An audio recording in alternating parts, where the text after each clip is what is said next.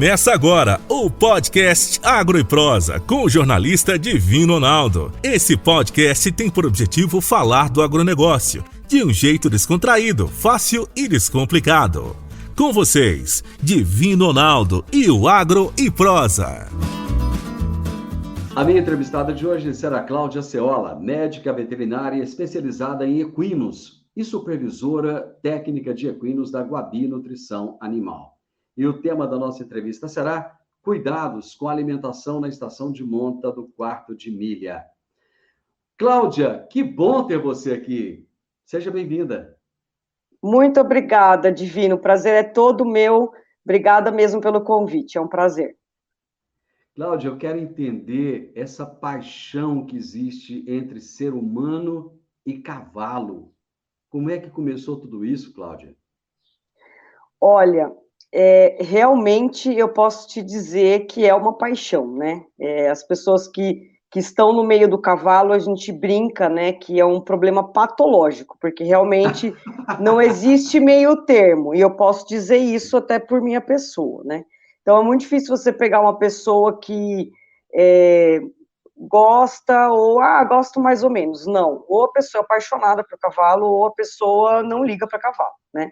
Então, assim, isso é muito gostoso, e essa interação já vem de muitos anos atrás, antes até de Cristo, quando tiveram os cavalos foram muito utilizados até antes para transporte, e também depois começaram a ser utilizados nas guerras, né? E, enfim, aí os anos se passaram e o cavalo realmente foi domesticado como nós estamos usando hoje em dia, né? Para o cavalo sendo um animal para ser utilizado como atleta, e vem sendo tratado já há alguns anos como um pet, né? Então, é muito comum, né? Principalmente até mulheres, né? Isso é muito comum, dela ter o cavalo dela e tratar esse animal como um pet, né? Então, é uma relação, uma interação fantástica, a compreensão, a inteligência do cavalo, a docilidade do cavalo, e todas as sensações que ele pode, nos permite sentir, né? Então, eles vêm sendo muito utilizados em terapia, em ecoterapia, para pessoas com deficiências físicas e mentais, justamente pela a forma como se assemelha o próprio andar, né? Principalmente quando uma pessoa com deficiência física, ela é colocada sobre o cavalo, e ele tem aquela sensação dele poder estar andando, né, por conta da altura, dos tipos de movimento que esse animal acaba fazendo. Então, realmente, é uma paixão, e a gente vive um sonho trabalhando todos os dias. Eu acho bem interessante isso. Eu já tive a oportunidade de ir a uma aula de ecoterapia e eu vi a felicidade das pessoas que estavam ali sobre os animais. E essa relação, ela me chama muita atenção, porque quando eu era criança, eu lembro que os animais eram muito maltratados, as pessoas judiavam muito dos animais, basicamente eles eram utilizados como animais de tração, né? E parece que não tinha essa paixão, esse afeto, esse amor. E isso, a impressão que eu tenho é que veio de não muito tempo para cá. Eu estou enganado? Não, eu acredito nisso também. Eu acredito também. Eu acho que depois ele foi muito usado, né, como transporte nas guerras, e depois o transporte. E eu acho que depois até nessa questão de agricultura, como tração. E aí veio se afeiçoando e começou, acho que a domesticação, essa questão da doma racional, desse relacionamento que existe, a interação entre o cavalo. E realmente eu concordo com você que eu não vou saber te falar, Divino, quantos anos tem isso, mas eu concordo com você que isso não é tão distante, não é tão distante, não. Eu acho que é uma data mais próxima para a gente poder ter realmente essa relação e essa coisa do companheirismo mesmo do cavalo e do animal.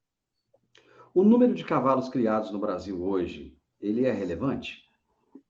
Hoje o Brasil está entre o quarto maior criatório de equinos no mundo, né? Então nós temos os Estados Unidos, a China e o México, e depois o Brasil.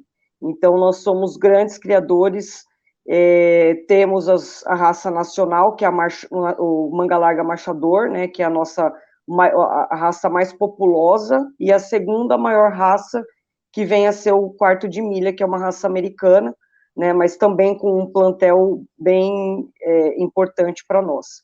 E, além disso, temos, né, o cavalo crioulo, o manga larga brasileiro, os cavalos de salto, enfim, mas as duas principais raças são o marchador e o quarto de milha.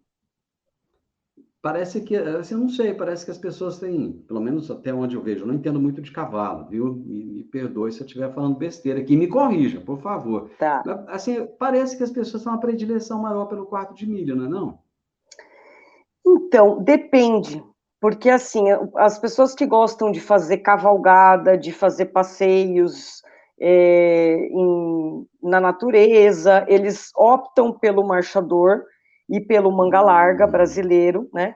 Pelo fato da comodidade, porque é isso que vai acabar mudando, né? O tipo de andamento que eles têm, um andamento natural, e isso dá um conforto, uma maciez para você poder fazer percorrer distâncias maiores, né, distâncias longas, e fazer passeios sem... Já o quarto de milha, ele é um cavalo que apresenta uma docilidade absurda, ele tem uma versatilidade enorme, então, assim, ele tem aptidão para mexer com gado, aptidão para manobras, a velocidade dele é muito grande, num quarto de milha, né, que são esses 400 metros aí, não tem nenhum cavalo que vai chegar a essa velocidade tão rápido como o quarto de milha, e ele Daí tem a uma origem do nome, então, versatilidade, da raça. é o quarto de uma milha, é exatamente isso. São 402 metros, você disse.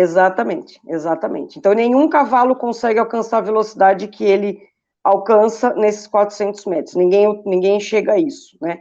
E ele é muito versátil, então acaba que, se o criador, né, o proprietário, ele está querendo fazer prova de tambor, de baliza, ou às vezes fazer uma apartação, laço, né, seja uma rédeas, ele vai acabar partindo para o quarto de milha, né? Então a questão do esporte aí acaba sendo mais forte.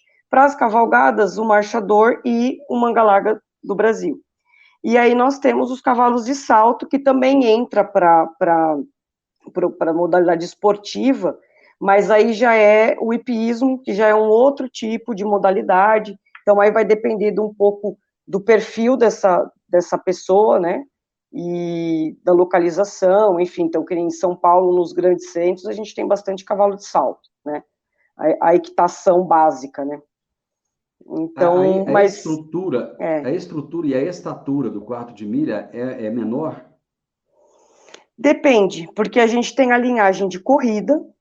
Então, a linhagem de corrida, como ela tem um pouco do sangue inglês, né, do Thoroughbred, que são os cavalos puro sangue inglês de corrida, eles são mais altos, já mais longilíneos e mais pernaltas. Já os quarto de milha de trabalho, a linhagem de trabalho, já são os cavalos, a gente fala de mais bulldoguinho, assim, são menorzinho, mais forte, tarracudo, mais atléticos, assim. Mais perto do chão. Eles são muito fortes, e mais... É como se daria para a gente comparar um queniano de corrida com o Bolt, né? Que ele já é forte, ele é mais baixo, mas é forte, né? Seria mais ou menos isso. Então, a gente teria essas duas opções. Então, hoje tem muita... Antigamente era mais a linhagem de trabalho, mas como a modalidade do tambor cresceu muito, então o plantel hoje de quarto de milha de corrida é bem grande, por conta da velocidade. Qual que é o período de monta da raça quarto de milha? Então, Divino, o quarto de milha ele tem essa particularidade, né? Na verdade, nós seguimos o calendário americano, então a estação, o ano hípico, na verdade, começa dia 1º de julho, tá? E a estação de monta do quarto de milha começa no dia 1º de julho e vai até março do ano seguinte, né? Então, você tem... isso lá acontece na época do verão, né? Então, você tem a pastagem e tudo mais. Já para nós aqui, os nascimentos vão começar a partir de julho. E por que acontece isso? Porque a gente tem a prova que se chama Potro do Futuro, que são É o título mais importante, no caso, para os potros, que vão ser a primeira competição deles aos 4 anos de idade, né, a oficial, que é o desejo de todo criador ter um ganhador de potro do futuro, né.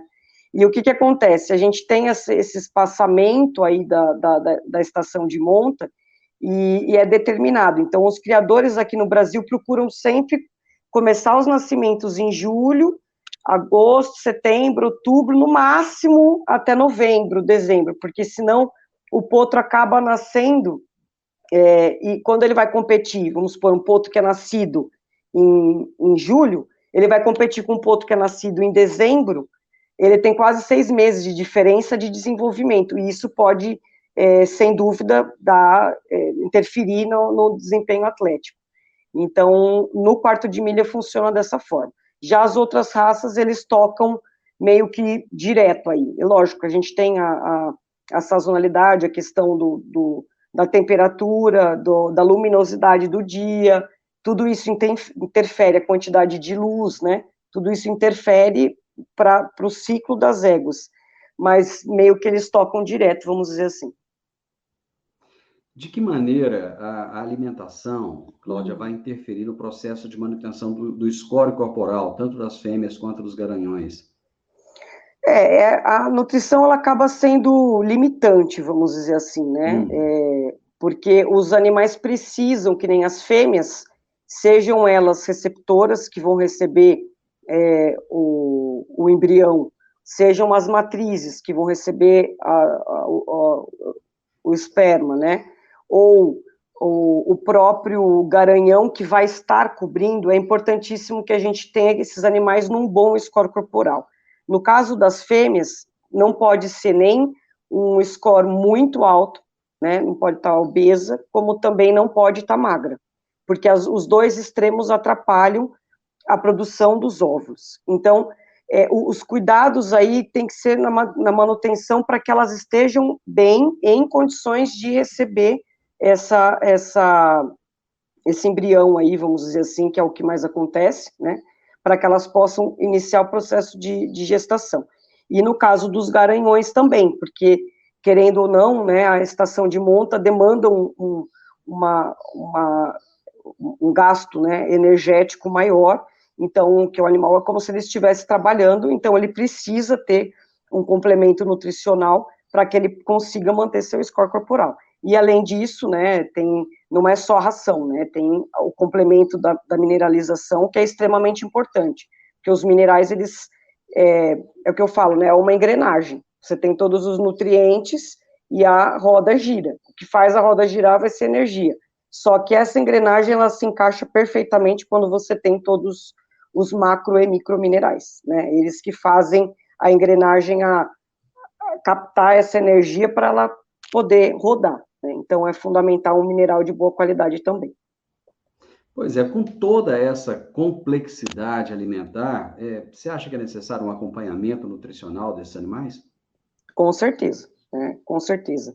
E uma grande, um grande problema que a gente vivencia hoje, nos dias de hoje, nos criatórios, seja qual for a raça, enfim, é que os proprietários, eles acabam investindo muito na genética, eles gastam com embriões caros, coberturas caras, cavalos importados e tudo mais, só que eles não tratam da receptora que está recebendo esse embrião. Então, o que acaba acontecendo? A receptora, ela é um animal comum, né, ou seja, ela tem, muitas vezes ela tem a raça, né, por conta até de facilidade, então é quarto de milha, tudo mais, mas ela não vai ter o valor genético.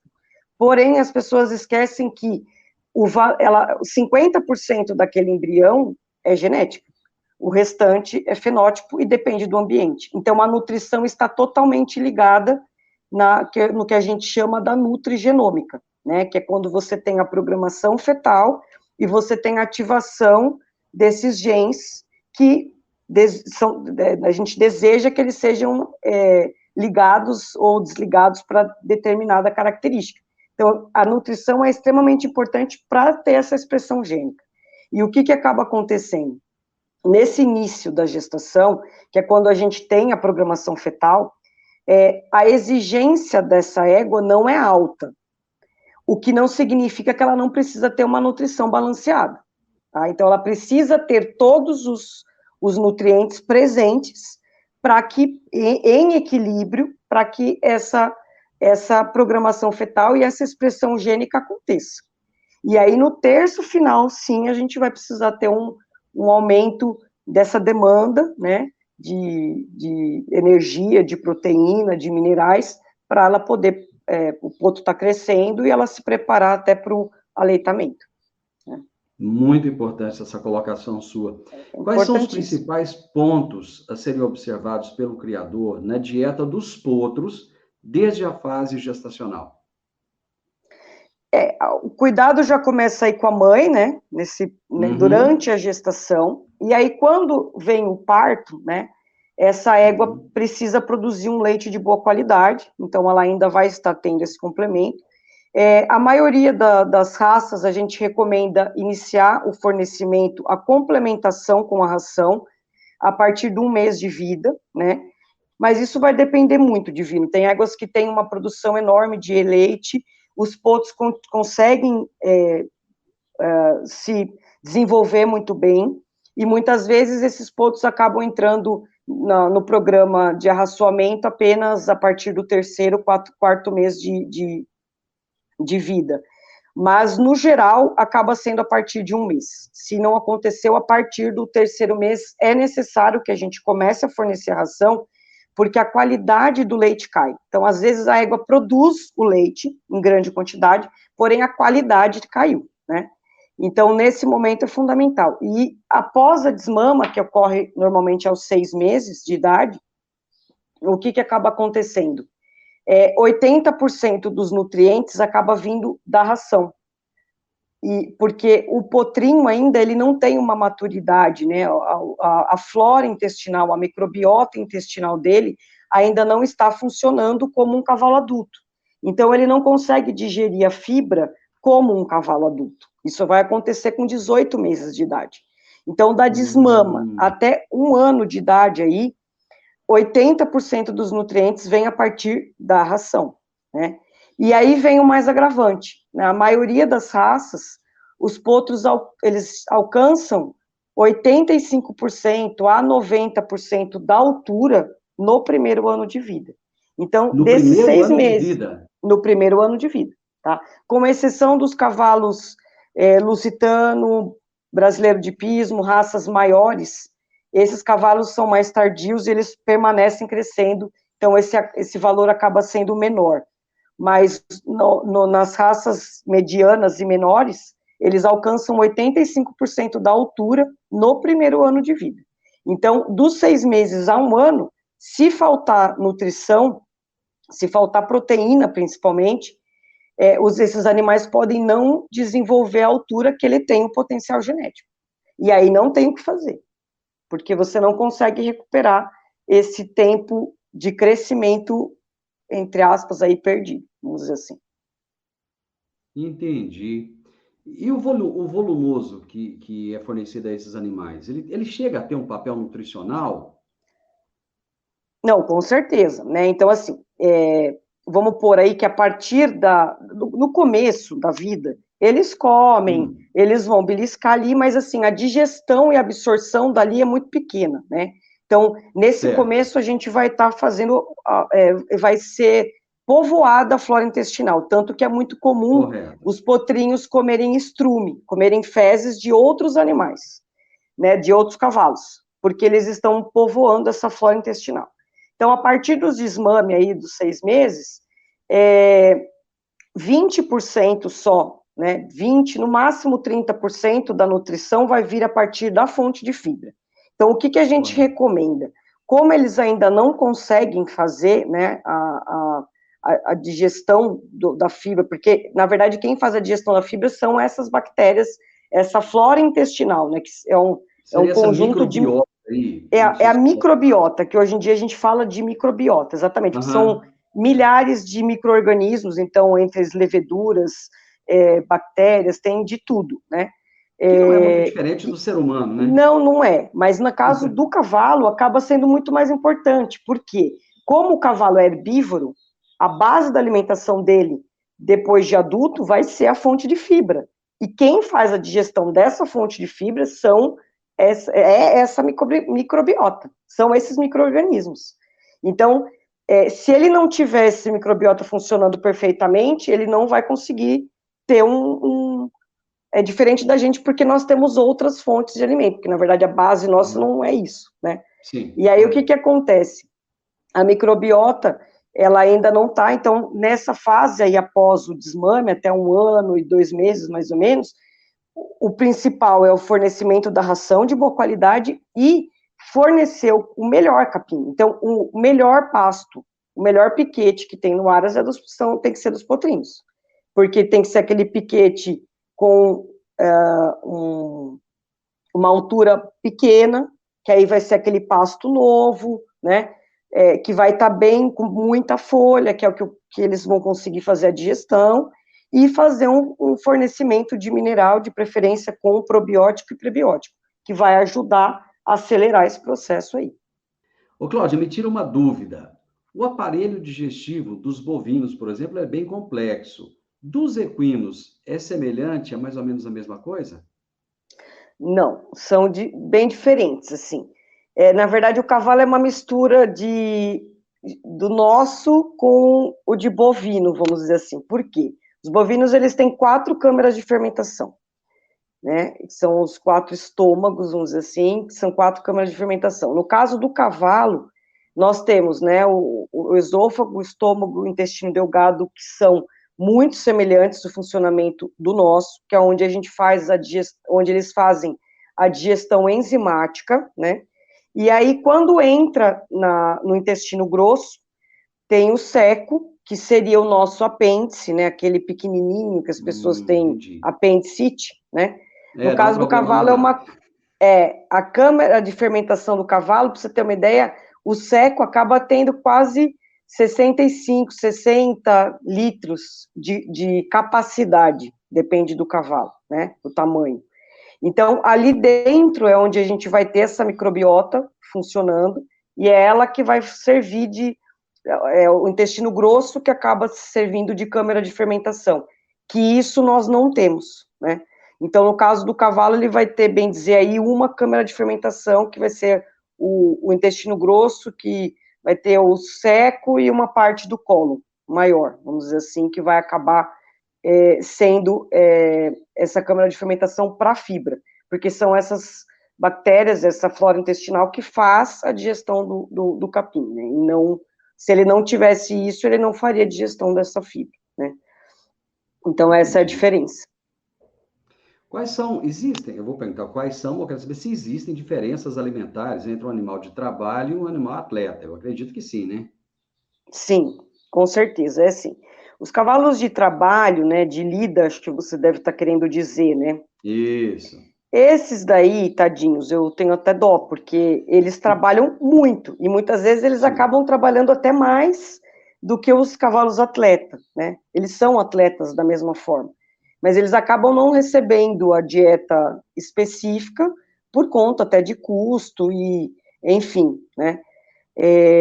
Mas a dieta, quando até você pega os tipos de exercício físico, acabam sendo diferentes. Então, a dieta de um marchador, de um manga larga brasileiro, de um cavalo de enduro, que faz provas longas de 160 quilômetros em 8 horas, por exemplo, se diferem, sim, da dieta de um par de milha de corrida, né?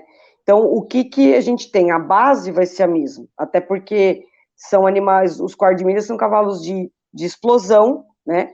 Eles têm grande força, eles têm alta intensidade em curto período de tempo.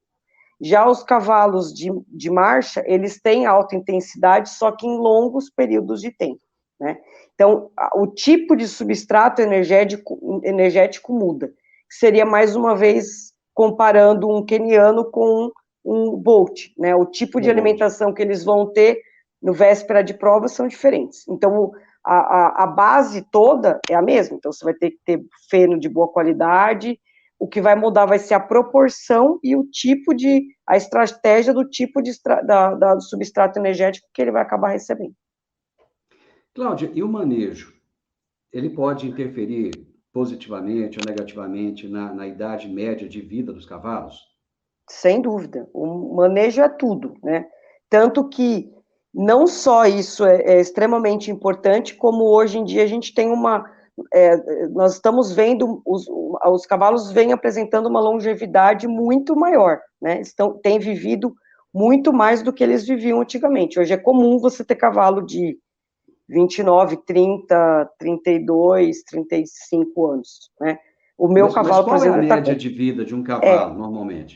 Olha, a partir dos 20, 22 anos, teoricamente, esse cavalo ele já passa a ser considerado para nós como idoso, tá? Certo. Porém, o que vai determinar ele ser idoso ou não vai ser a parte nutricional, porque a partir do momento que ele começa a ter essa perda de peso, essa diferença no metabolismo, aí, assim, nutricionalmente a gente passa a considerá-lo mesmo como idoso. Então, mas o normal aí é em torno de 25 anos, mas agora tem cavalo já, é muito comum você ter cavalo de 30 anos vivos e muito bem, vamos dizer assim, né? E com relação à sua pergunta, né, inicial, que a gente começou a falar de longevidade, mas o manejo, ele é crucial, porque hoje o que mais mata cavalo no mundo é a cólica, tá? E dentro dessas cólicas, a principal causa é o erro de manejo. E o manejo, o que seria o manejo? É o horário de trato. O cavalo é um animal de hábito, então ele precisa receber alimentação sempre no mesmo horário, que se ele não recebe, se você passa, por exemplo, meia hora do trato, é melhor você não tratar, porque senão ele vai comer com rapidez, ele não vai mastigar, ele não vai salivar, e isso pode dar problema. O que a gente precisa pensar, Divino, assim, acho que para deixar até como reflexão, né? O cavalo é um animal que ele era uma presa, um animal herbívoro, ele vivia, animal selvagem, vivia solto, ele procurava seu alimento, então ele fazia suas escolhas, né? E de repente ele vivia em grupo, né? E de repente ele caminhava o dia inteiro, então ele tem um comportamento nômade por essência. E o que nós fizemos? A gente simplesmente domesticou e mudou completamente a vida dele. Então ele passou, era para ele viver solto, ele está vivendo preso. Era para ele viver em grupo, ele está vivendo confinado. Era para ele andar, ele fica preso. Era para ele ter companhia, ele não tem. Era para ele comer capim verde, ele está comendo capim seco e ração. Então, essas mudanças que nós, seres humanos, proporcionamos na vida dos cavalos, são muito grandes, e se nós não cuidarmos do manejo e da forma de conduzir essa alimentação, eles vão ter problema. Então, não é porque eles são sensíveis só, não, é porque nós mudamos a dieta. Então, o sistema digestivo dele foi feito para ele comer pouco o dia inteiro. E aí a gente muda o tipo de alimento e fornece 2 vezes por dia. Ele tem que pastar 18 horas por dia. Essa é a natureza dele, né? Então, assim, só para não estender muito, mas o manejo é tudo, tá? Água limpa, né?